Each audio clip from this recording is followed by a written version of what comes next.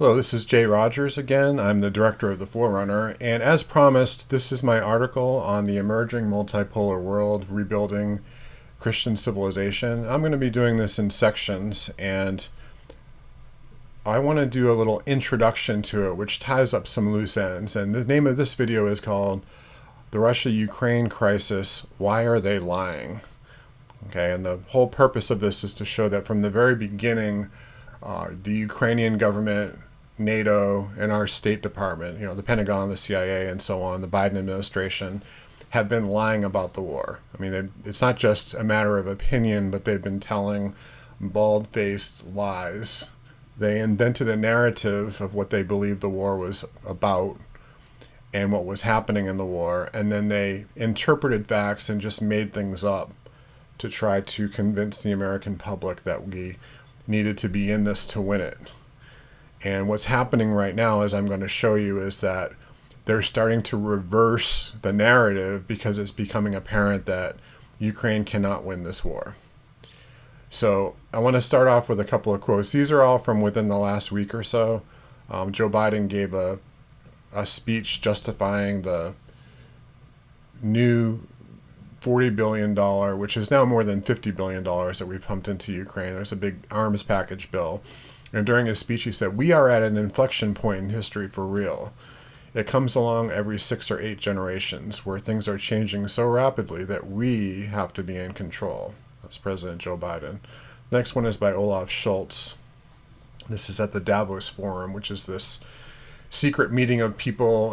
Happens every year. It's invitation only, and it's some of the world's billionaires and world leaders that want to promote a global world order. The theme of this meeting is history at a turning point, a theme that encompasses far more than solely this breach of an international peaceful order. I see another global development that constitutes a watershed. We are experiencing what it means to live in a multipolar world. So that's the Federal Chancellor of Germany at the Davos Forum. This is George Soros, or as we call him, Lord Soros in the Star Wars universe. "The best and perhaps only way to preserve our civilization is to defeat Putin as soon as possible. That's the bottom line." This is a book that I highly recommend. It's called Ray Dalio, author of Principles for Dealing with the Changing World Order. The times ahead will be radically different from those we've experienced in our lifetimes, though similar to many times in history. And one of the things that Ray Dalio says that I kind of stole, I paraphrase him, but he said, an earth-shaking shift in the world's regional powers is coming. How do I know? History shows it happens all the time. So we saw this emergence from the Cold War into a unipolar world back in 1991. After 1945, the U.S. was basically in a standoff with the Soviet Union because of nuclear weapons. There was mutually assured destruction, and there were two spheres of control in the world. The Western world had its own satellites, United States, Europe, and all the countries that were in alliance with us. We called it the free world. And then there was the Soviet Empire, which included allies in China, throughout Southeast Asia, places in Africa, and even into the Western Hemisphere as well, that were aligned with communism. That all collapsed. And then there was also the third world, which I'll talk about that later in other videos, what's happening there. Then there was a shift in 1991. The Soviet Union collapsed, and there was a unipolar world. And now we're entering into a time when all of these other civilizations have begun to emerge. It's unstoppable. We are in a multipolar world right now. And the unipolar world has collapsed, okay? So a lot of the hysteria that you hear over this war in Ukraine is kind of like a flailing of these Western leaders because they know that their new world order is lost, and the world in about 10 or 20 years may look something like this. Regions of the world that are controlled by civilization states, and I'm going to go through this in other videos. But today, on this video, I want to basically just concentrate on, why are they lying to us? Like, what is the big deal? What is the reason that we've been lied to so much about the Ukraine war? And so from the very beginning, this was the first day of the invasion. Russia invaded Ukraine on the 24th of February. And what happened was Russia had all of these armies set up for months around the perimeter of Ukraine on the north, to the east, and to the south. And there was also Navy ships in the coming from the port of Sevastopol. And what they did was they invaded from all directions. They came from the north. This was the Kiev front. There was also the Chernihiv front, which is another part of the Kiev front. It came in two directions. There was the Sumy front, the Kharkiv front, the Lugansk front. This front was already established. This was the Donbass administrative line, which was part of the Minsk Accords. It made this region autonomous, although there's been a war going on in Donbass for the last 8 years, on and off. And then from the Crimean front, they invaded in two directions. They went towards the west and toward the east to Mariupol, and they sought to... So Russia's stated objective in the beginning of the war, and this is from a speech by Vladimir Putin. I've gone over this before. He said literally, we do not intend to occupy all of Ukraine. And it was unclear whether or not that there was going to be regime change or not. He didn't mention that. He just said that they wanted to... Their main objectives was to denazify Ukraine, to demilitarize the country so that it would become non-NATO and neutral. Now, the Ukrainian narrative is the exact opposite of that. And this is the narrative that we hear. We never hear the Russian perspective in the media, but we hear the narrative that's fed to us by Ukraine. And that is that the Russian forces wanted to occupy all of Ukraine. And it kind of looked like that from the beginning, because this was now several days later. And then from there, I'm going to go month by month here and just show you what happened. So by March 15th, the map looked like this. This was the first phase of the war. Russia had surrounded Mariupol so to try to create a land bridge here, and they created a cauldron there. They had come in from different directions and created these little salients and surrounded territory in Lugansk. And they'd send out these little fingers to salients to try to surround troops, get them to surrender, or to have them escape through corridors. And I thought from the very beginning that there was no way that Russia could take Kiev because they had too few troops. They had maybe 20,000, 30,000 troops, and there was just as many troops in Kiev. So in order to take a city as large as Kiev, you'd need really 60,000 troops minimum, maybe 100,000. And was the entirety of their army was about 180,000. Okay, so I didn't think that was possible to occupy even the city of Kiev, as opposed to like the entirety of Ukraine. But you can see where they concentrated was along the perimeter where most of the population is in the east and the north. Okay, so Kiev, Ukraine's narrative was that Russia was trying to take over all of Ukraine, occupy it, and do regime change. All right. And the narrative from the very beginning was Russia was failing. There was no way that they were doing this. They're making very bad blunders. This line right here is stalled. They're not going to be able to take Kiev. Of course they weren't going to be able to take Kiev. So by the middle of March, this is what things look, or toward the end of March, this is what things look like. All right. Not much change, but they were able to surround Mariupol, and they were able to solidify this area. So they were most successful in the east and in the south, and they actually took most of Lugansk very, very early on, and they also took nearly all of Kherson region and about half of the Zaporizhia region, which is this other... Ukraine is divided into administrative oblasts. They're like provinces, but they don't really have federalism like in the United States. They're pretty much under Kiev's direct control. Okay. That was one of the issues in Donbass. All right, so moving to the next. So basically Russia, what it looks like Russia was trying to do, to me, was to pin these troops in these areas, because in the very beginning of the war, Kiev had about... one of the things that you don't see on this map is the deployment of Ukrainian forces. But this map does show you that there were... This is today. You could go back to February and you'd see groups all around Kiev.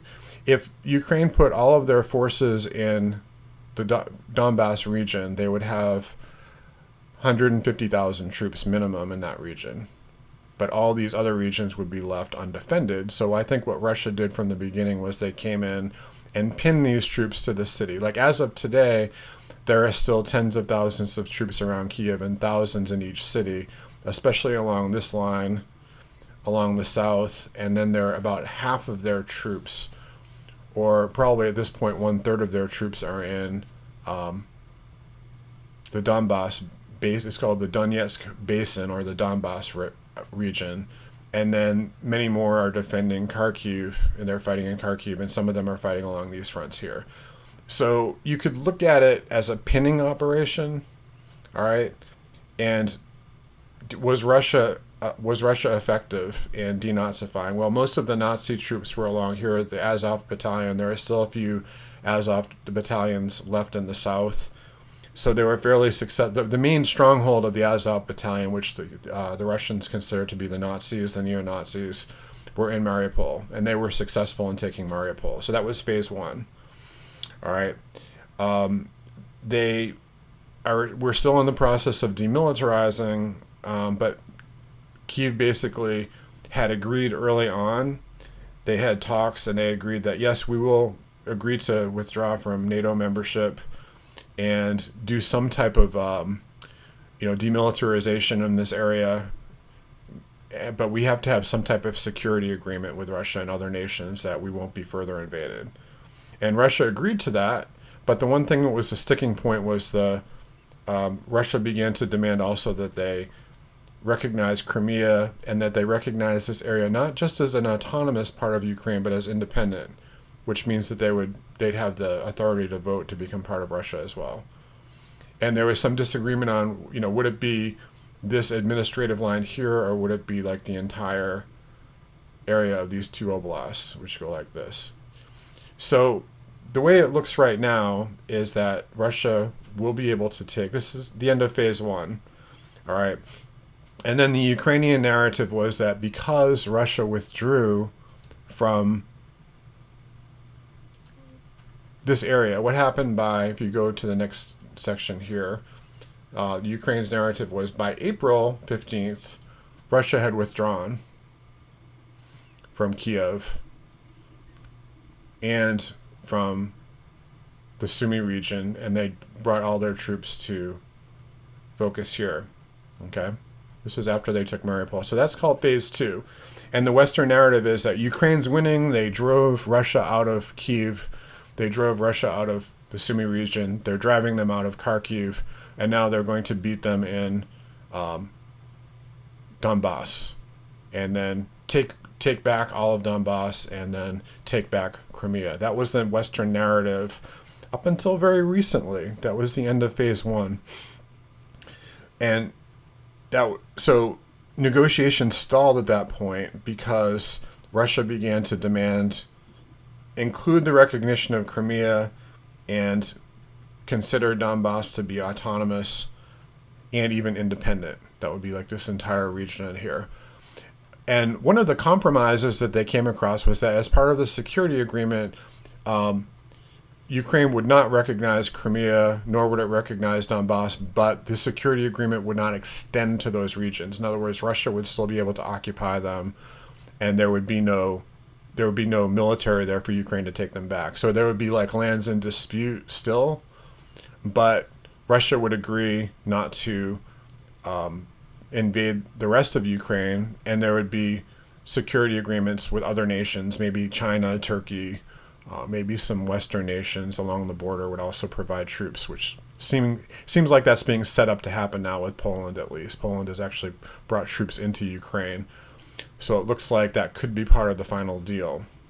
All right, so that was phase one. Phase two, Ukraine continued to insist it was winning and did an arms deal with the United States. They got this $50 billion deal. Not all of that is arms, obviously, but quite a bit of it is. It's a lot of arms.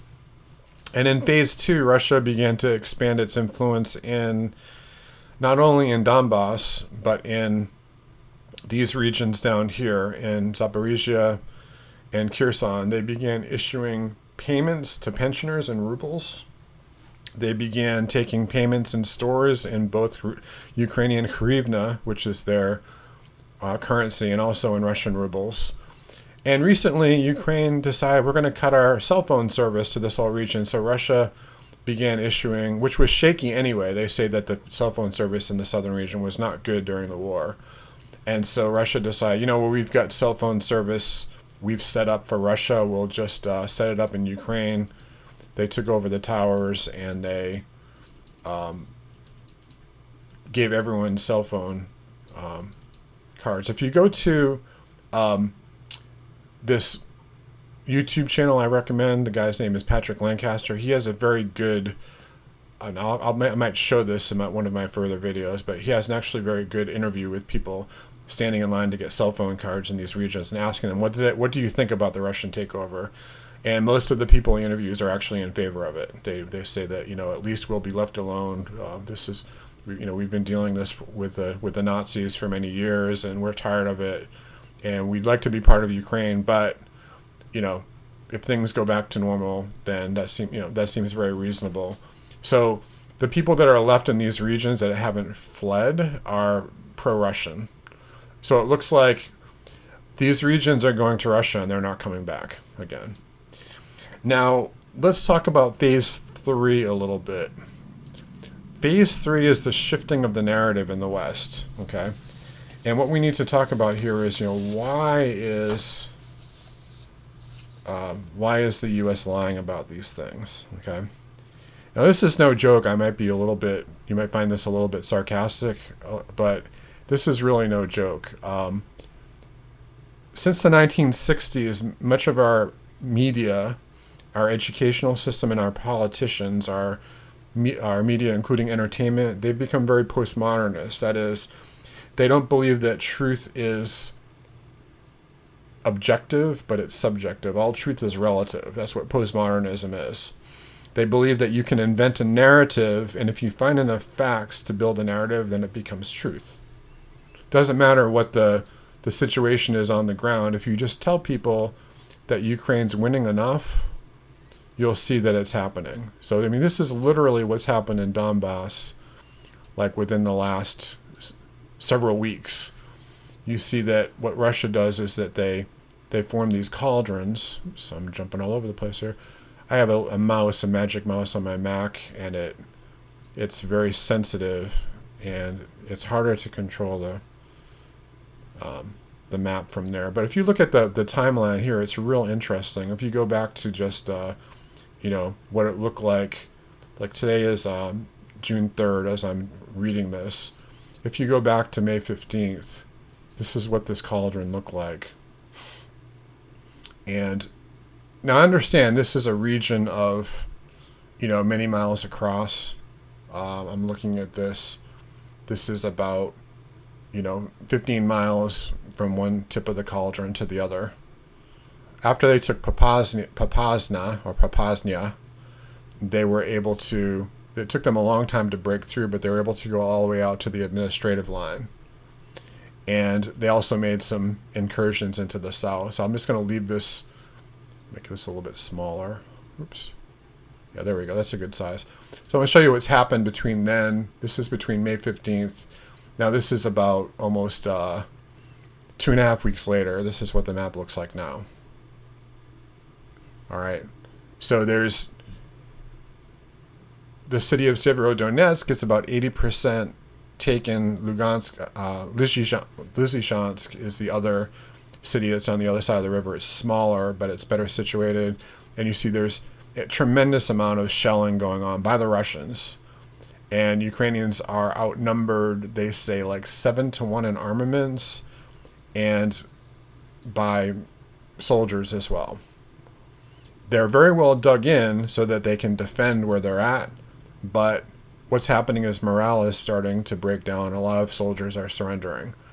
So what happens sometimes in this type of a battle is that an army will collapse, and when the collapse happens, it happens suddenly.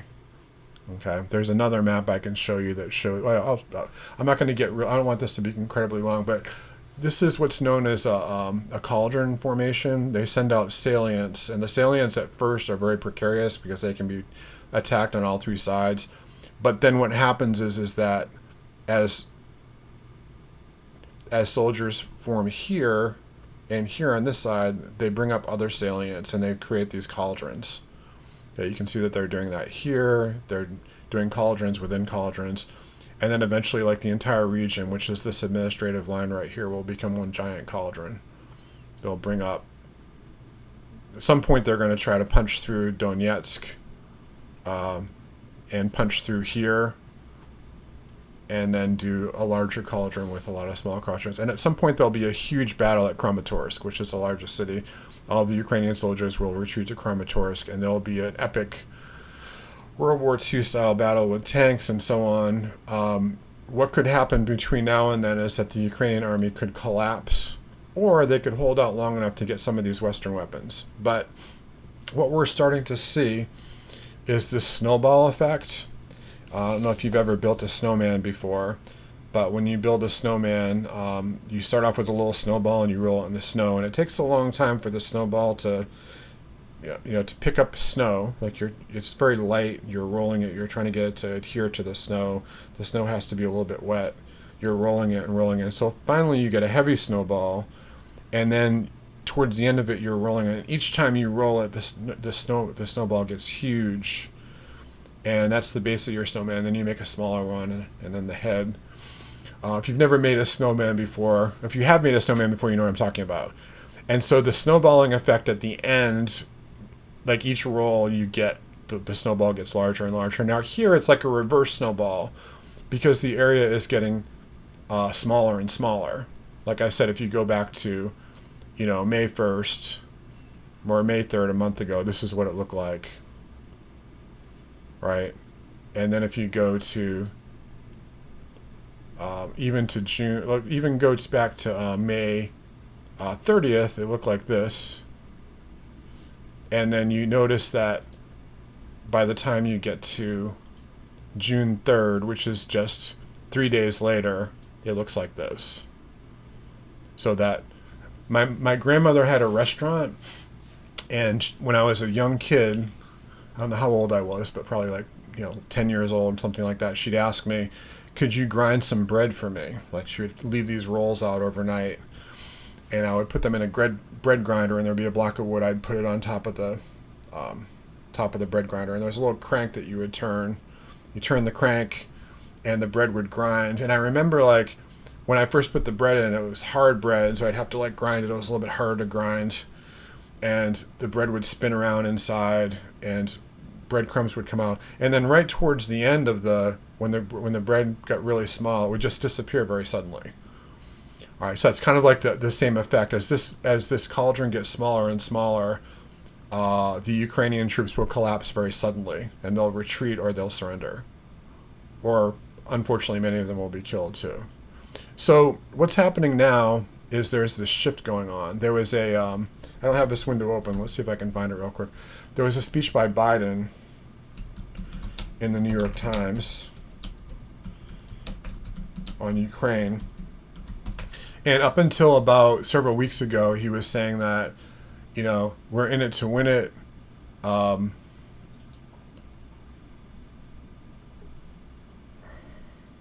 This was an editorial in the New York Times, and unfortunately, I can't. This is behind a firewall.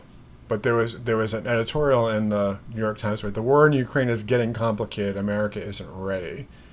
So this was about 2 weeks ago. This is a huge reversal. Originally, they were saying that, the Senate passed a $40 billion emergency aid package for Ukraine, but a small group of isolationist Republicans were loudly criticizing it. And basically what this article says is that, it is still not in America's best interest to plunge into an all-out war with Russia, even if a negotiated peace may require Ukraine to make some hard decisions. In other words, they're saying that Ukraine ought to yield some land to Russia. Huge reversal. Henry Kissinger spoke at the Davos Forum, said the same thing, essentially. Then there was another editorial by Biden himself, and I think that I think that Biden didn't actually write it, but it's his view. So, oh, here we go. This is it, right? I was looking straight at it. What America will do and will not do in Ukraine. And just a couple of highlights here. We want to see democratic, independent, sovereign, and prosperous Ukraine with the means to deter and defend itself against further aggression. Everyone wants to see that. Russia wants to see that. You know, the world wants to see that. That's something new. But this is the difference. Rather than regime change in Russia and defeating Russia, now they're saying the war will only definitively end through diplomacy. All right. So what Biden is saying here is that we'll continue to provide them with rockets and missiles and tanks and aircraft and so on. But we don't seek a war with NATO and Russia. As much as I disagree with Putin, I find his actions an outrage. The United States will not try to bring about his ouster in Moscow. So just a few weeks ago, he was saying that's the goal, is, you know, get rid of Putin. That's how this ends. Now he's saying we're not going to do that. So long as we're not attacked, we're not going to do it. We're not encouraging or enabling Ukraine to strike beyond its borders. We do not want to prolong this war just to inflict pain on Russia. Okay? So this is the part I don't believe. I will not pressure the Ukrainian government in public or private or public to make any territorial concessions. It will be wrong and contrary to well settled principles to do so. It's just unrealistic. They're basically saying, you know, you need to negotiate. And so he tries to talk tough here, but basically what they're saying is that, Ukraine can't win. That's what they're saying. Here's this is something from the London Telegraph, I think it's called, and this is an article by. Let's see if I can find this real quick. Here we go. This is a guy called Con Coughlin. Ironic name for a man. I told you in the very beginning there was this narrative. This was on February 24th, the first day of the war. Vladimir Putin may have just made the error that ends his bloody rule. Like, this is a blunder. He attacked Ukraine. That's going to bring about his downfall. Even if the Russian leader achieves short-term military gains in Ukraine in the long term, it could be him who ends up the ultimate victim. The West is beating Russia at its own game. All right. And the interesting thing here is that he actually admits that it's a narrative war. British and American intelligence agencies have denied Putin control of the narrative. You see, that's the postmodernist worldview. If you control the narrative, you can control reality. So this is the Khan speaking here, literally. Putin's war has been a fiasco. It's about to get worse. There can be no peace deal with the Kremlin. This would be the worst time for NATO to lose its nerve. Okay, so 2 months later, now May 5th, humiliated Russia faces an epic defining defeat. The invasion of Ukraine isn't a fiasco on the same scale as the Soviet assault as Afghanistan. On Afghanistan, it's worse. So saying it's worse than Afghanistan. Worse failure. And then a little bit of a shift here. Total victory over Putin cannot be bought cheap. Britain is still living under the delusion we do not need to radically increase spending on defense. So you start to see a little bit of a panic there. And then finally, Putin could be about to pull off a shock triumph. So for anyone with a brain that understands anything about geopolitics, so he said the West is becoming dangerously complacent and failing to provide Kyiv with the weapons it needs. I mean, there's still a little bit of hope there, obviously, in this special pleading here. Like, if only we had just given them the weapons that they asked for, this could all have been avoided. All right. So this is what's going on here, and I just love this. Where is it? I love this.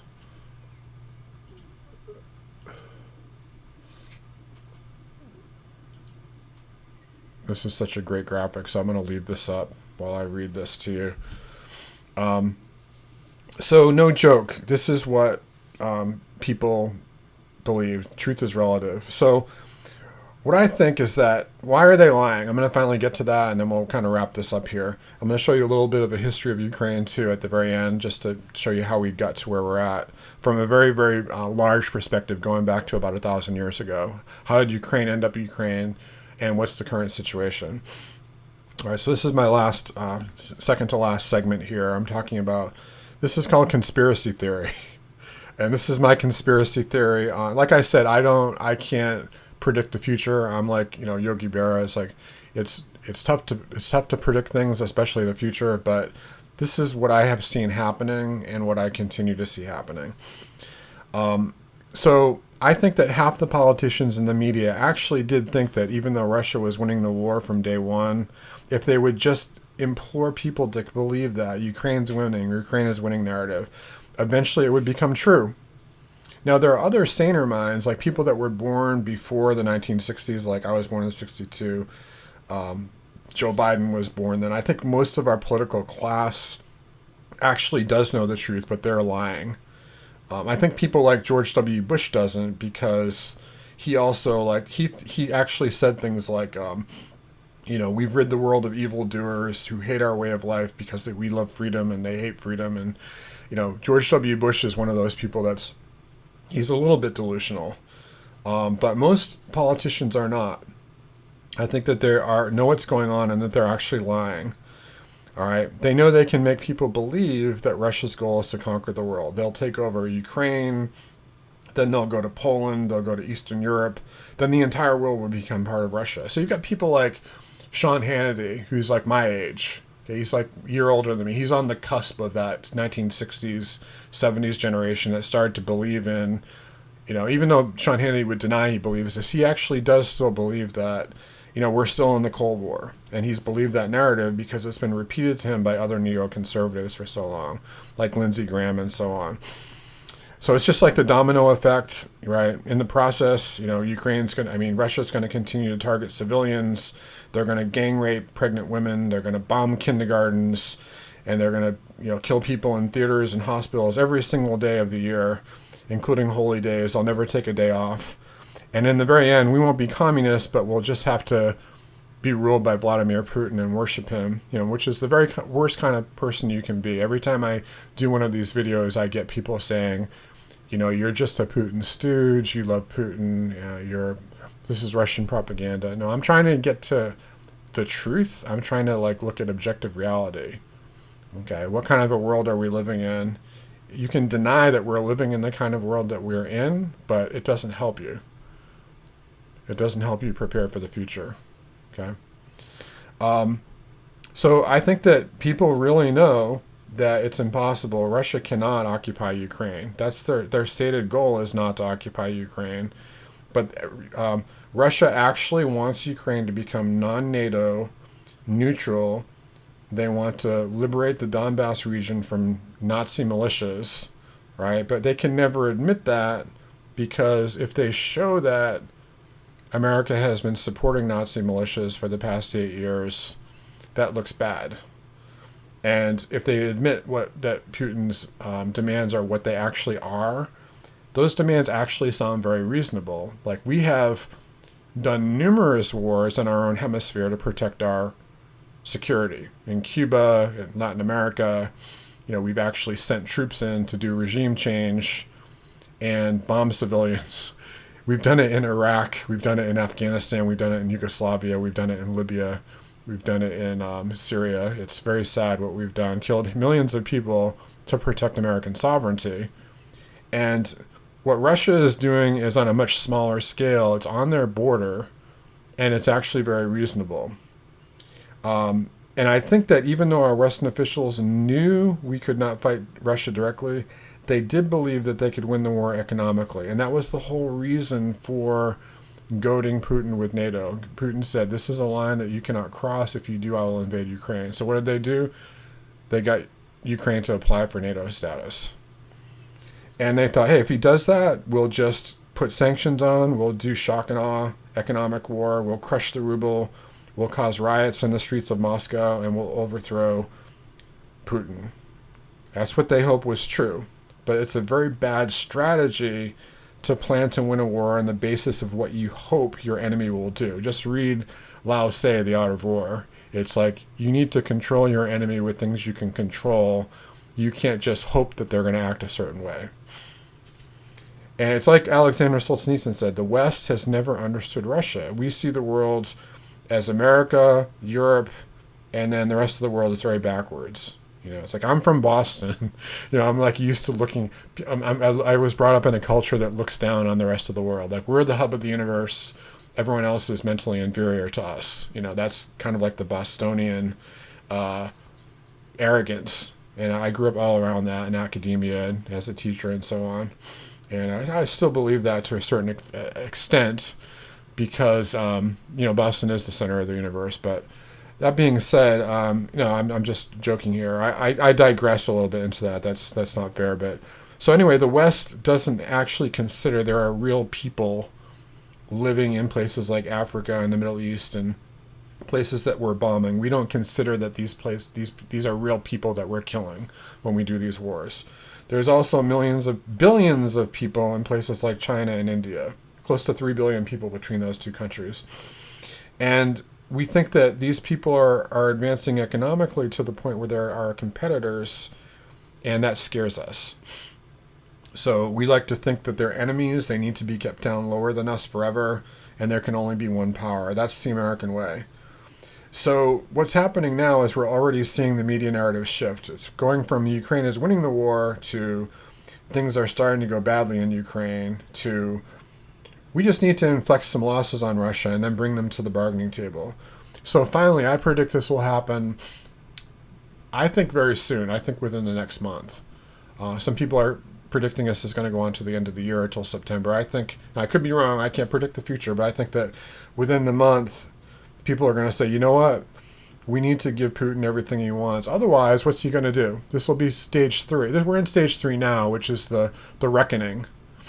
Okay, the reckoning says this, okay? Let's see if I can get a good map showing the administrative lines, because that other one. The reckoning says this. They already have this area here. They're about to take all of this. All of Lugansk, which is about 90% accomplished, and then Donetsk, which is about 60% accomplished. And then they might push up to Zaporizhia or to take all of Kherson. Now, they've already taken all of Kherson, like 95%. There are these little... What they might do then is say, okay, we also want Kharkiv, this other area called Dnipro, right? And then take 3 more, and then the Odessa Oblast. The Odessa and the... what they call the so they've taken you know they've taken 2 more. They might also decide to take what they call what's the name of this place again, Nikolaev, depending if you're Ukrainian or Russian. The Russians call it Mykolaiv, or Ukrainians call it Nikolaev. And then there's also the Odessa Oblast. So they might take 2 more. And then if the West doesn't agree to their terms, they might also decide, well, we'd also like Kharkiv and this area. And they could just keep going, you know. And at some point, they're going to realize there's going to be a huge cost in keeping this going forever. It will literally become like Afghanistan, but, you know, for which you don't want to bomb Ukraine back into the Stone Age, right? I mean, no one wants that. But Russia is not going to back down. Every piece of land they take, they're not giving it back. That's what's happening. So what will happen is, this is what I predict, within the next couple of weeks, I think that, you know, we're going to come to the point where they say, we need to give Putin what he wants. But our press will say they're going to continue to cling to that postmodernist narrative. This is a victory because Putin wants to take over the world, and we crushed his army. We inflicted serious losses on him, and we gave him just like a few backwater areas with bombed out cities. They're going to have to be repairing that for years. They're never going to recover. Their economy is never going to recover from the sanctions. And we'll even admit that these areas are Russian speaking, and most of these people want to be part of Russia anyway. So let them go to their dictator. And hardly any Ukrainian wants to go to these regions. They're frozen back in the totalitarian era. And they'll also roll out the caveat that, hey, Biden saved us from a nuclear war with Russia. They'll say there was some secret plan to bomb London that only the Pentagon knew about, and they'll say, well, it was talked about. They'll say only the Pentagon knew about it, and then they'll show like some Russian TV shows where they actually talked openly about it. It's like, which is another postmodernist, another postmodernist contradiction where something is a secret plot that everyone knows about. So it's kind of like the narrative. George W. Bush did the same thing in 2004. According to George W. Bush, in 2004, Putin tried to conquer all of Georgia, and instead he failed, and he just wound up with these two smaller regions because Russian military was disorganized. They committed a lot of blunders, and we just had one American warship in the Mediterranean. We're about to move it into the Black Sea, and then they backed off.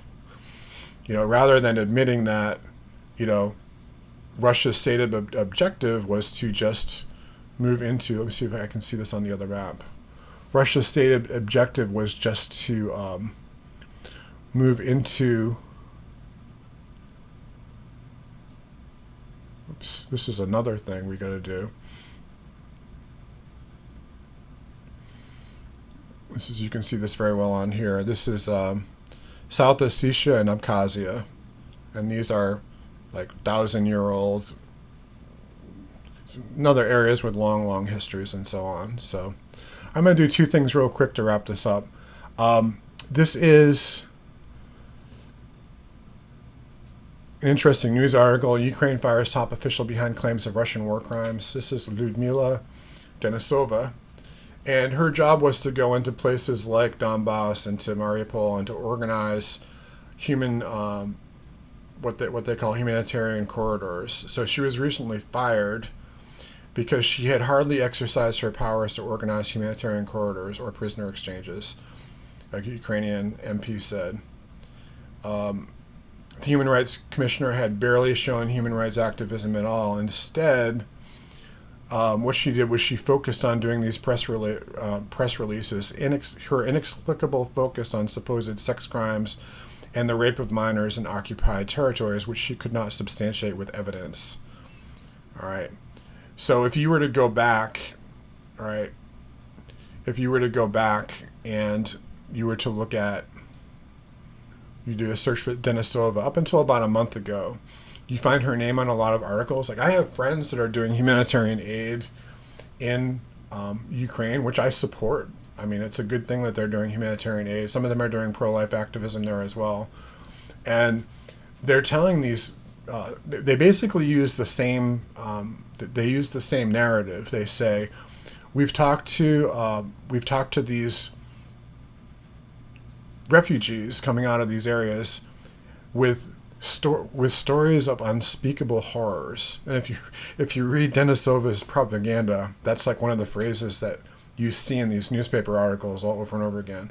Unspeakable horrors. So what happens is that the Ukrainians themselves read these stories, they hear these stories, and they come with these, with these supposedly, well, we talked to the refugees, and they're supposedly eyewitnesses, but 2 children with signs of rape and torture found dead. This is by Denisova. Invaders are terrorizing the population in temporarily occupied territories. Right. Russian invaders persecute Crimean, Topaz, and Zaporizhia regions. Denisova reports on tortures against Ukrainian POWs. Another one I keep hearing is that there's thousands of people, thousands of Ukrainian soldiers and civilians caught underground in Mariupol. Actually, those were that was the Azov regiment that refused to surrender. I've talked about this before. Who are all neo-Nazis, but these are these poor Mariupol residents, Mariupol residents who fled to the occupied suburbs, tell these stories of, these are all Ukrainian websites. The story about the civilians killed in Bucha, I think there's some truth in that. I also think that there's some bodies that were staged, but I think that Anyway, I'm not going to get into that right now. Russians raped an 11-year-old boy, forced mom to watch.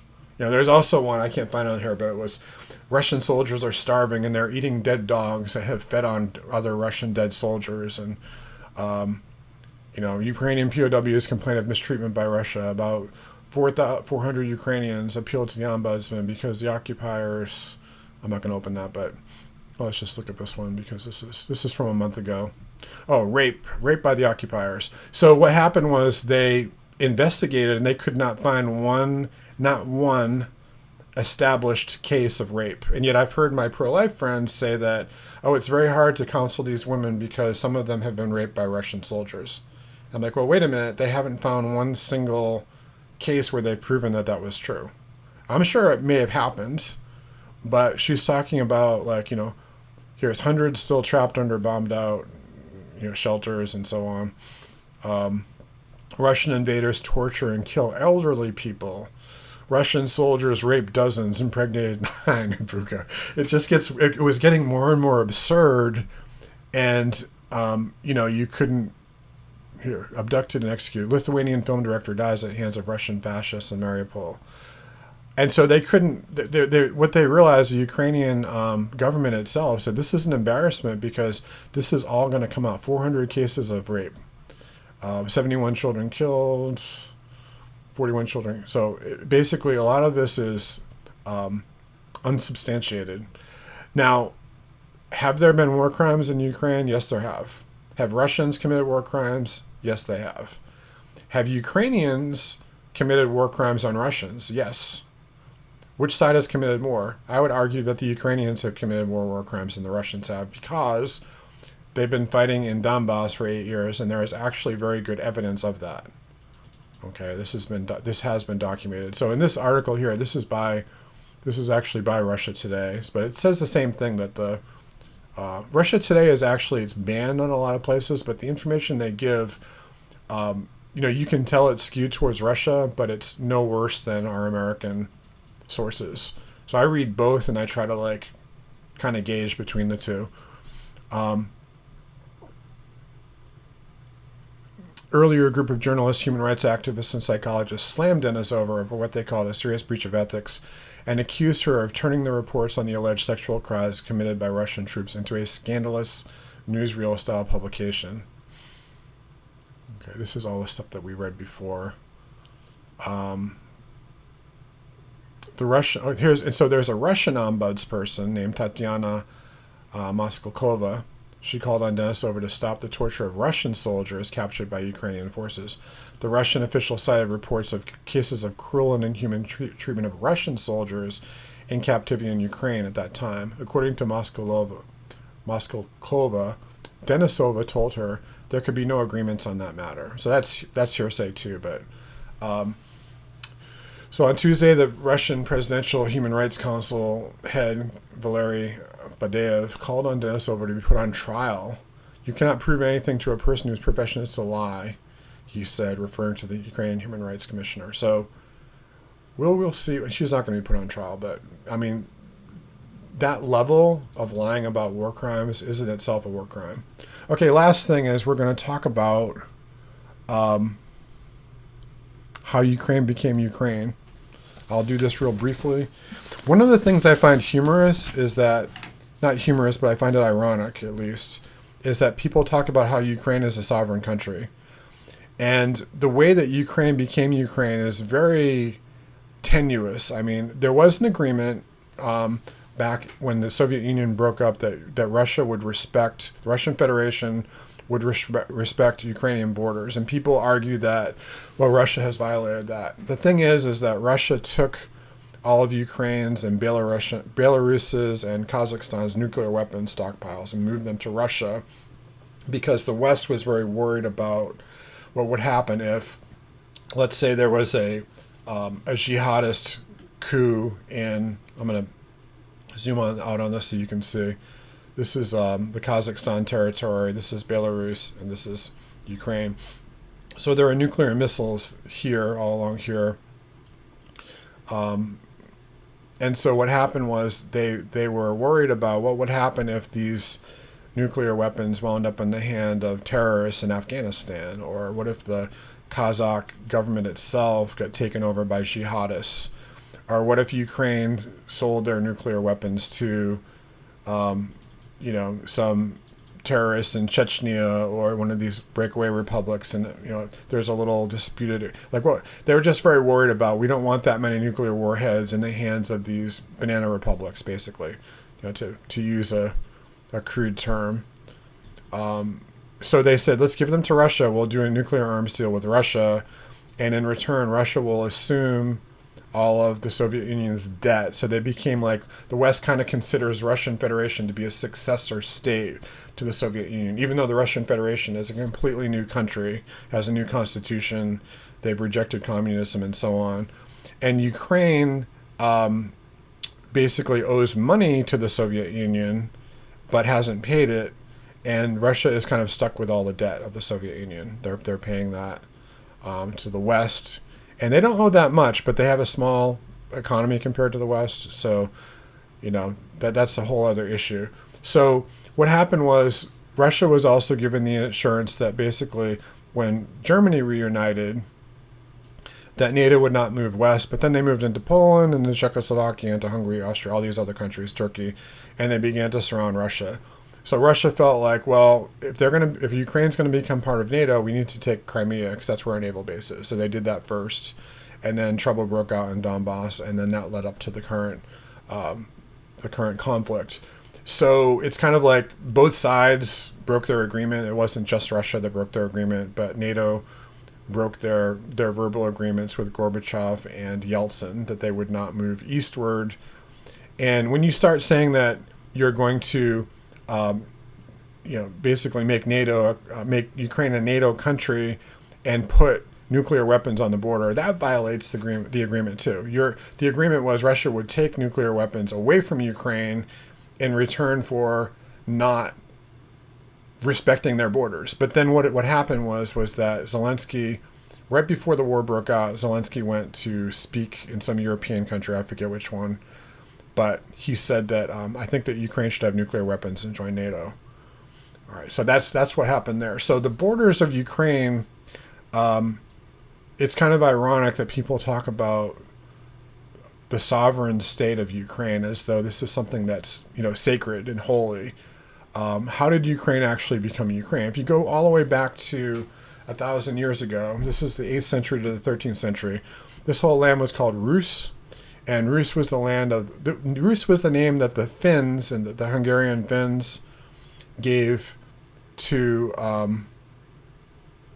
the Viking invaders. They had a trade route, and also they established a kingdom there. They called them the Rutsoi. I don't know if I'm pronouncing that correctly, but that got shortened to Rus. And then the rulers were called the Rus, and then eventually the tribes were named Russia or Russia. Okay. The second thing that happened, this is moving up to the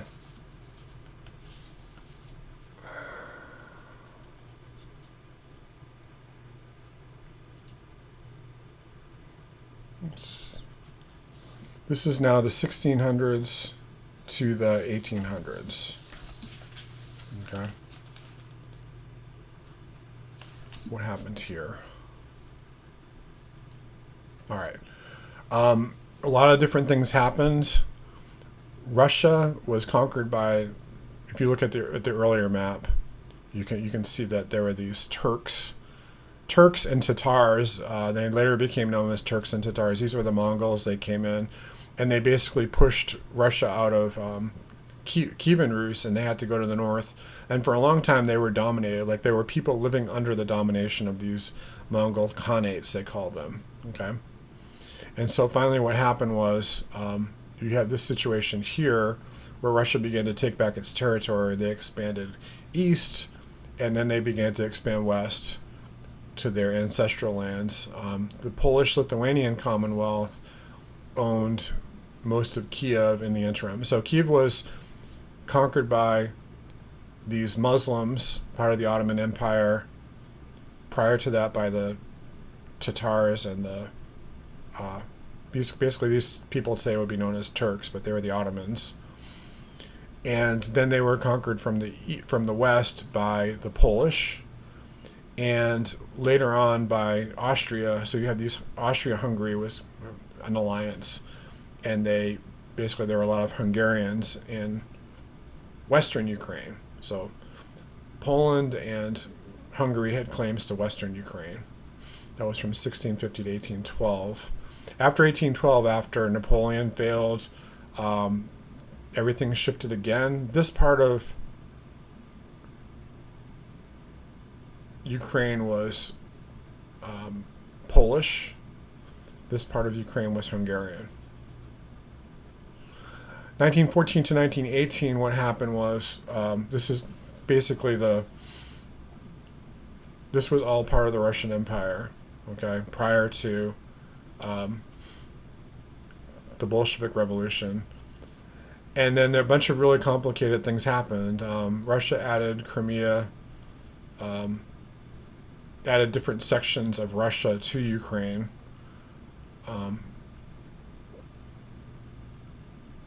And what happened also I covered this in another video, but what happened in the very western part of Ukraine was that after World War II, Russia took these parts from Poland, okay?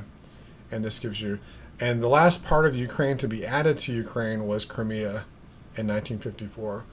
After the fall of the Soviet Union, okay, these all became independent, and all of these lands that were part of the Soviet Union got, just because they were part of the Ukrainian Soviet Republic, they all just became part of Ukraine.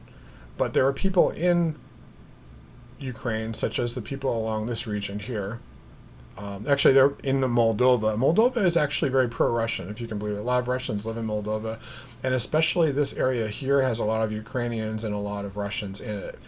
And they never really wanted to leave the Soviet Union because they were afraid that Romania would eventually take back Moldova and that they would be persecuted. They didn't want to be part of Romania because the Romanians don't like the Russians.